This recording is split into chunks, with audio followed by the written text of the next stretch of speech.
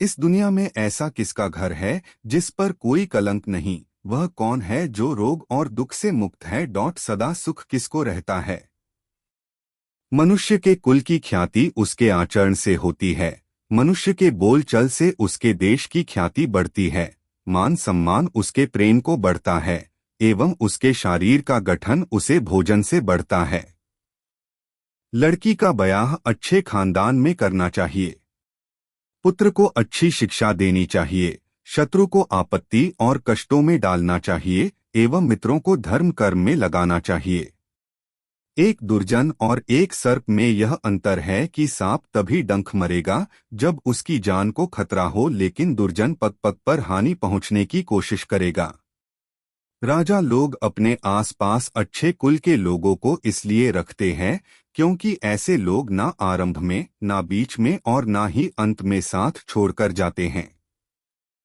जब प्रलय का समय आता है तो समुद्र भी अपनी मर्यादा छोड़कर किनारों को छोड़ अथवा तोड़ जाते हैं, लेकिन सज्जन पुरुष प्रलय के समान भयंकर आपत्ति एवं विपत्ति में भी अपनी मर्यादा नहीं बदलते।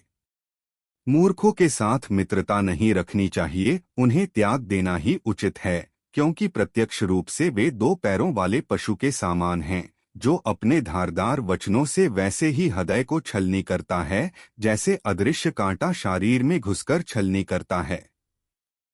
रूप और यौवन से संपन्न तथा कुलीन परिवार में जन्मा लेने पर भी विद्याहीन पुरुष पलाश के फूल के समान है, जो सुंदर तो है लेकिन खुशबू रहित है।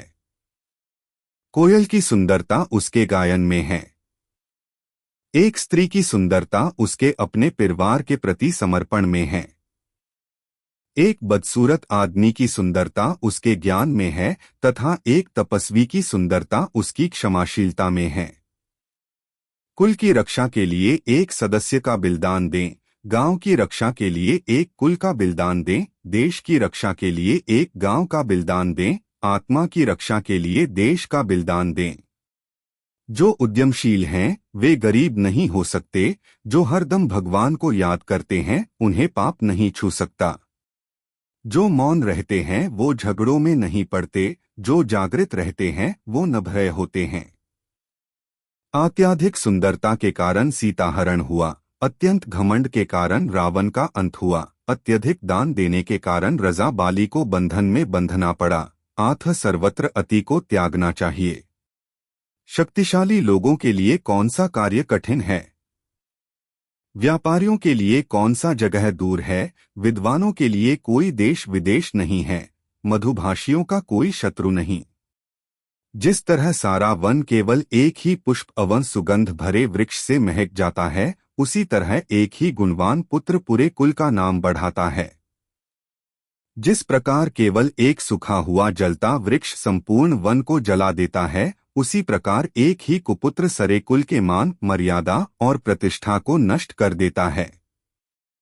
विद्वान एवं सदाचारी एक ही पुत्र के कारण संपूर्ण परिवार वैसे ही खुशहाल रहता है जैसे चंद्रमा के निकालने पर रात्रि जगमगा उठती है। ऐसे अनेक पुत्र किस काम के जो दुख और निराशा पैदा करे?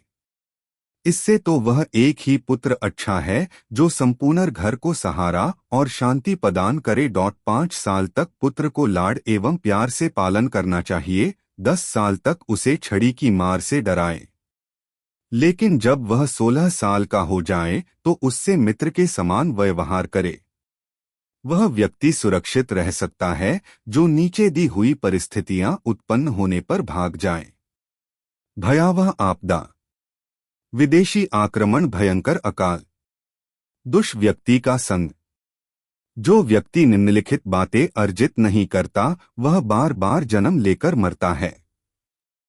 धमर, अर्थ, काम, मोक्ष, धन की देवी लक्ष्मी स्वयं वहां चली आती है जहां मूर्खों का सम्मान नहीं होता। अनाज का अच्छे से भंडारण किया जाता है। पति पत्नी में आपस में लड़ाई बखेड़ा नहीं होता है।